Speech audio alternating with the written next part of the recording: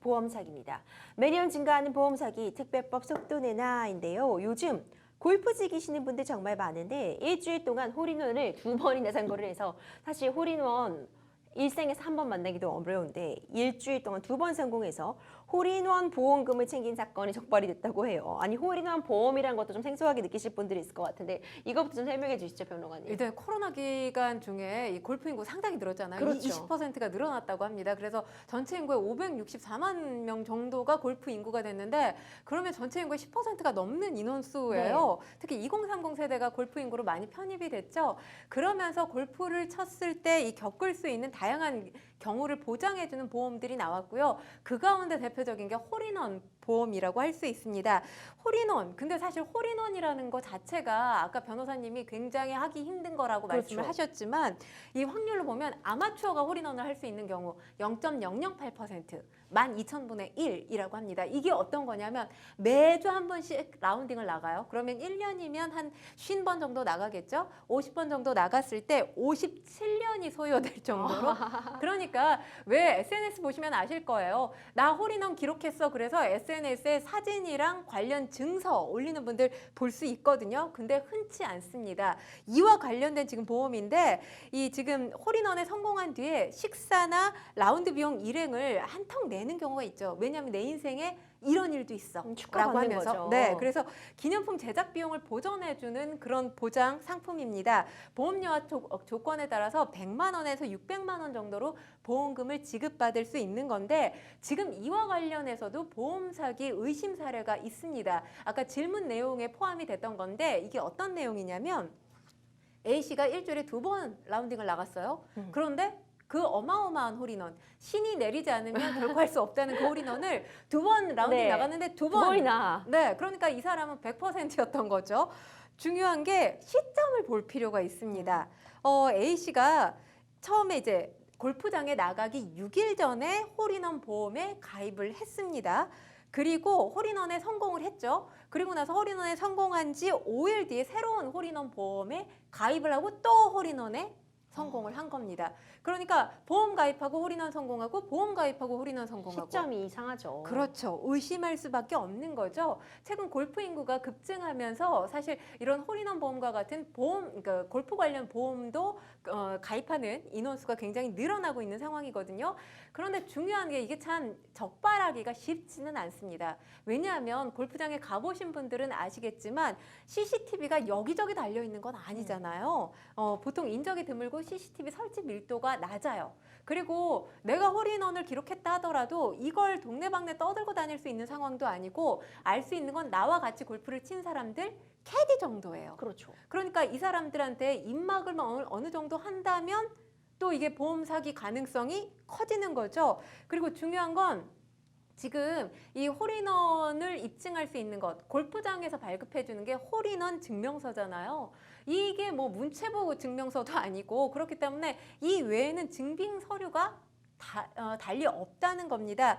그렇기 때문에 나중에 보험금 타서 내가 수익금 일부 나눠줄게. 이렇게 해서 뭐 캐디라든지 함께 골프 친 사람들 입막음 용도로 회유를 할 수 있는 거죠. 그리고 또 아예 보험 설계사가 나서는 경우도 있습니다.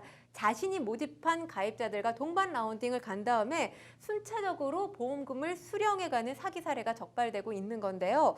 일단 국수본 이런 사기 사례까지 발생을 했기 때문에 지난 7월부터 올 12월까지 보험 사기 특별 단속을 실시하고 있는데 이 보험 사기 특별 단속 내용 안에 홀인원 보험 사기도 이번 단속 대상에 포함시키기로 했습니다. 일단 허위로 발급받은 이 홀인원 증명서를 제출하거나 실제로 사용하지 않았는데 지출하지 않은 비용을 청구하는 경우 모두 이 홀인원 보험 사기에 해당될 수가 있습니다. 그렇군요. 보험 상품이 정말 다양해지고 있는 만큼 보험 사기 유형도 정말 다양해지고 있는 것 같은데요. 보험 사기의 고전 하면은 참 이런 데서 고전 클래식이 나오는 게 참 웃기지만 이제 교통사고 보험 사기가 아닌가 싶어요. 싶어요. 렌터카로 교통사고를 내고 보험금을 타는 20대가 경찰에 붙잡혔다는 소식 전해지더라고요. 네, 이 20대 남성 A씨 지난 2019년 7월부터 지난해 2월까지 7차례에 걸쳐서 렌터카로 교통사고를 내고 수령해 간 보험금이 무려 6,500만 원입니다. A씨 지인들과 함께 이 차로 변경, 신호 위반 차량 등을 주요 범행 대상으로 삼은 것으로 지금 알려지고 있는데요. 보험사가 보험 지급 횟수 그리고 시기 등을 수상하게 여기고 경찰에 진정서를 제출하면서 A씨의 이 범행이 발각이 된 겁니다. 현재 경찰은 정확한 사건 경위를 조사하고 있습니다. 그렇군요. 특히 사망보험금의 경우 사실 굉장히 고액의 보험료가 지급이 되게 되잖아요. 그런데 사망보험금을 노린 그런 보험 사기 사건을 보면 가해자의 절반 이상이 가족이라는 결과가 나왔더라고요. 네, 그렇기 때문에 이와 관련된 사건이 발생을 했을 때 가장 의심을 받을 수밖에 없는 게 아주 가까운 가족일 그렇죠. 수밖에 없습니다. 사례를 좀 말씀드려야 될 것 같아요. 뭐 뉴스 보도로 자주 접하셔서 아시겠지만 일단 2015년에 주부 A씨가 남편이 사업에 실패하면서 경제적으로 어려움을 겪게 되자 음료수에 맹독성 농약을 넣어서 남편을 살해하게 됩니다. 그리고 보험금을 편취를 하게 된 게 액수가 얼마냐면 4억 5천만 원 보험금을 와, 편취를 해요. 네. 그런데 보험금을 다 쓰고 재혼을 합니다. 그리고 나서 남편의 음식에 동일한 수법으로 농약을 넣어서 살해를 한 후에 5억 3천여만 원의 보험금을 탔다가 적발된 겁니다. 그러니까 사실 뭐 우리 속담에 그런 얘기 있잖아요. 도둑질 한 번이 어렵지 두 번이 어렵냐? 이런 근데 케이스가 두 번이나 이럴 수가 있어요. 네. 그러니까 처음 그렇게 농약을 타서 전 남편을 살해하고 보험금을 편취를 했잖아요. 이게 적발되지 않다 보니까 재혼한 남편도 동일한 방법으로 살해시키고 그리고 또다시 보험금을 편취하려고 했다가 적발된 사례라고 볼 수 있는데 일단 사망보험금 자체가 아까도 말씀하셨지만 1억 이상 고액일 수밖에 없어요. 이 사건 가해자들 보면 주로 무직의 50대 이상의 가족 구성원이 대부분인 것으로 알려지고 있습니다. 고액 사망금을 노린 사기 사건의 가해자, 배우자와 부모가 각각 44%, 부모가 있다는 게 사실 또 놀랍습니다. 약 12%가량으로 가족인 경우가 무려 62%에 달하고 있습니다. 또 그 외에 내연관계, 지인, 채권관계자도 약 9% 정도에 해당이 되는 걸로 알려지고 있고요. 일단 연령은 60대 이상 그리고 50대, 40대가 중장년층 이상에서 주로 발생하는 것으로 지금 보도가 되고 있습니다. 정말 돈이 뭐길래 어떻게 가족 간에 이런 일을 벌이나 싶은데요. 범죄를 계획하기도 어떻게 실행하기도 가족이기 때문에 더 수월한 점이 분명히 있을 것 같아요. 수법은 어땠나요? 일단 가장 많은 게 흉기 또 약물 살해. 거의 39%, 약 39%고요. 그다음에 추락사 등으로 일반 재해 사고를 위장한 사례가 약 23%입니다. 차량 추돌 등 교통사고 위장이 또 19%로 많았습니다. 피해자 50대 이상 평범한 남성으로 자택이나 도로 등 일상적인 공간에서 살해된 경우가 많았는데 지금 사망 보험 사기 사건 같은 경우는 대다수의 피해자가 여성보다는 남성이 훨씬 많은 상황입니다. 전체 이 남성이 약 65%가량 여성보다 많은 것으로 알려지고 있었는데 지금 피해자 연령은 60대 이상 또 50대가 전체의 29%로 중장년층에 해당된다라고 볼 수가 있습니다. 이들 피해자 평균 3.4건의 보험에 가입이 돼 있었고요.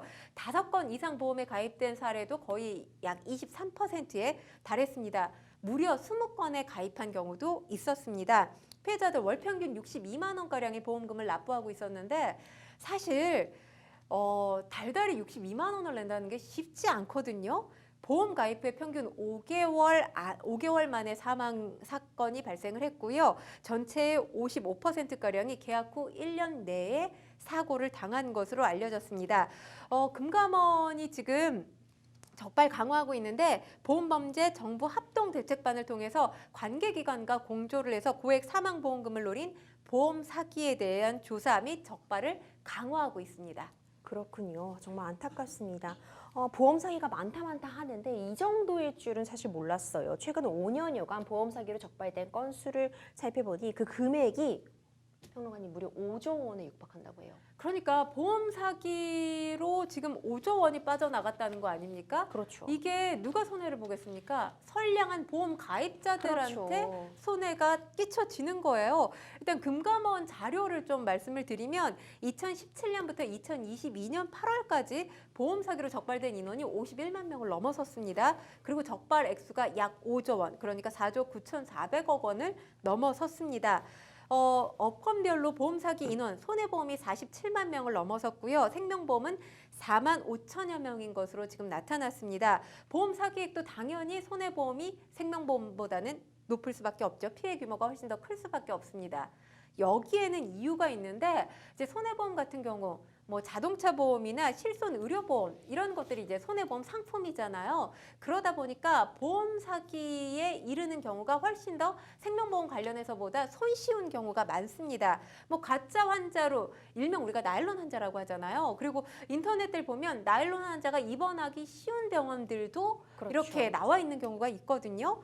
그렇게 가짜 환자, 나일론 환자로 위장해서 병원에 입원하는 경우, 그러면 보험금을 또 수령할 수가 있습니다. 그렇기 때문에 사실 이 손해보험과 생명보험 비교를 했을 때 손해보험 관련해서 보험 사기가 훨씬 더 많이 발생을 하고요. 보험 사기가 많이 발생하다 보니 피해 규모도 훨씬 더 커지고 있는 겁니다.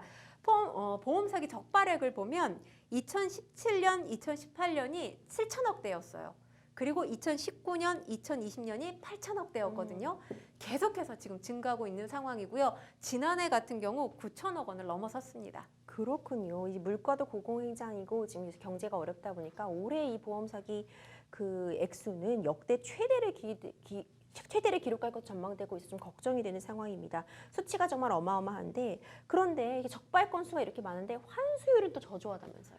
이게 가장 문제예요. 그렇죠. 사실 적발된 걸 다 환수를 하게 되면 그나마 선량한 이 보험 가입자들이 피해를 입을 가능성 줄어들 수 있는 건데 그렇지가 못한 상황입니다. 어느 정도 환수가 되느냐라고 본다면 지금 이 손해보험사 평균 15.2%고요. 생명보험사 평균 17.1%. 그러니까 15%, 17% 제외하고는 나머지는 환수가 되지 않는 거예요. 그러니까 그 환수가 되지 않는 금액은 모두 다 이 선량한 보험 가입자들이 떠안게 된다. 이렇게 볼 수 있다라고 얘기할 수 있겠는데요. 지금 보험금 환수 같은 경우 늦어질 수밖에 없는 데는 이유가 있습니다. 일단 사법부에서 최종 결과가 나와야 돼요. 선고가 나와야 되고 그 이후에 처리가 되기 때문에 종료 시점까지가 굉장히 많은 시간이 걸리게 되는 거죠. 그리고 이 기간에 지금 보험 사기에 연루된 가해자들이죠. 모두 다 이 보험금을 소진하는 경우가 허다하다고 합니다. 그렇기 때문에 환수 자체가 지금 잘 이루어지지 않는다는 게 금감원 측의 설명인데요. 일단 중요한 건 지금 금융당국이 보험사기 범죄조사 효율성을 제고하기 위해서 유관기관 공조를 해야 될 필요가 있습니다. 그래서 보험사기 대응 인프라, 보험 사기가 급증하고 있는 것보다 이 대응 인프라는 굉장히 취약하다라고 볼 수 있거든요. 이 부분에 대해서 금융당국이 굉장히 신경을 기울여야 되지 않나라는 생각이 듭니다. 그런데 이제 보험 사기로 법원에서 유죄 판결까지 받은 보험 설계사들이 당연히 자격이 박탈되고 다시는 이 보험업계에 발을 못 붙여야 될 것 같은데 버젓이 활동하는 경우가 많다면서요. 그러니까 이게 법의 맹점이라고 볼 수 있어요. 그러니까 법원으로부터 유죄 판결을 받았는데도 보험업을 계속 할 수 있다라는 건데 이제 유죄 판결 이후에 검사 제재 청문 과정을 거치는데도 1, 2년이 소요가 됩니다. 그리고 나서 이 설계사 처분 완료될 때까지는 그러니까 이 1, 2년 사이에는 얼마든지 보험 영업이 가능하다는 건데 이제 법의 맹점에 대해서 좀 설명을 드려야 될 필요가 있어요. 이 보험업법을 보면 보험업법이나 이 금융소비자보호법을 위반해서 벌금 이상의 형을 받거나 네. 집행유예를 선고받았을 경우 네. 이랬을 경우에 설계사 자격 상실하도록 규정을 하고 있습니다. 그런데 이게 지금 작동이 제대로 되지 그렇죠. 않고 있는데 이유가 있는 게 대부분의 보험사기 처벌 규정을 담고 있는 법이 어떤 거냐면 보험사기 방지 특별법이에요. 네. 그러니까 이걸 법조문에서 빠뜨렸기 때문에 이 보험업법만으로 유죄 판결을 받았다 하더라도 계속해서 보험 판매가 가능한 할 수밖에 없는 상황인 거죠. 그러니까 이 조항 자체가 굉장히 유명무실하다라고 볼 수 있습니다. 그러니까 보험업법이 규정하고 있는 게 굉장히 협소해요. 말씀을 드리면 가입을 유도하기 위해서 금전을 제공하는 등 극히 일부 범법 행위에만 이 금지하도록 돼 있습니다. 그런데 지금 그러다 보니까 이제 피해 상황을 조작하거나 과장해서 거액의 보험금을 받아가는 큰 보험 사기 관련해서는 여기에 대한 지금 처벌 규정 모두 보험 사기 방지 특별법에 담겨져 있어요. 그러니까 결국 현행법에서 보험사가 유죄 판결, 보험 설계사가 유죄 판결을 받는다 하더라도 자격 발탁할로까지 이어지지는 않는다는 겁니다. 중요한 건 유죄 판결을 받고 지금 행정 조치가 이루어지는 거 아닙니까? 제재 또 제재와 관련해서 1, 2년 가량의 행정 조치가 이어지는데 사실 우리가 법으로 간다라는 건 최후의 수단 아닙니까? 근데 중요한 건 지금 최후의 수단 이후의 수단이 또 필요하다는 거예요. 그러니까 법으로 유죄 판결을 받고도 행정 조치에 들어가는 행정력 이 낭비라는 얘기가 나오고 있죠. 그렇기 때문에 지금 보험업법 관련해서 아까는 제가 스토킹 처벌법 구멍이 있는 법이라고 말씀을 드렸는데 이 역시도 구멍이 있는 법이다라고 말씀을 드릴 수가 있거든요. 왜냐하면 이 1년, 2년 동안이라는 시간을 보험 설계사가 벌게 되면 그렇죠. 이 시간 동안 또 다른 보험 그렇죠. 사기 범죄를 또 일으킬 가능성이 있습니다. 그렇기 때문에 관련 법안 반드시 개정을 해야 될 필요가 있어 보입니다. 국회에 계류된 환수와 처벌에 관련한 보험사기 특별법 개정안 등이 좀 빨리 좀 진행이 돼야 될 것으로 보이고요. 점점 증가하는 복구보험 사기를 막기 위한 좀 획기적인 방안도 우리 사회가 골똘하게 고민을 해볼 때가 아닐까 싶습니다.